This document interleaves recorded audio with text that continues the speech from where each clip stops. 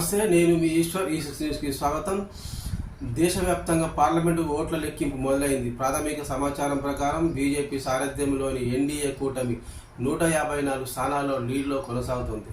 దేశంలోని 543 లోక్సభ స్థానాలకు గాను 151 చోట్ల బీజేపీ లీడ్లో ఉంది.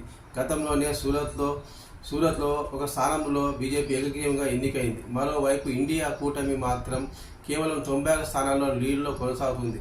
ఇండియా కూటమిలోని కాంగ్రెస్ పార్టీ 84 స్థానాల్లో ఆధిక్యంలో ఉంది. 11 చోట్ల సమాజ్వాదీ పార్టీ, డిఎంకే 7 చోట్ల, సిపిఎం 7 చోట్ల, టీఎంసీ పార్టీ 6 చోట్ల, ఆర్జేడీ 5 చోట్ల ముందంజలో ఉన్నాయి. చూస్తూనే ఉండండి ఈ6 న్యూస్ ఛానల్ని. మరిన్ని అప్డేట్స్ కోసం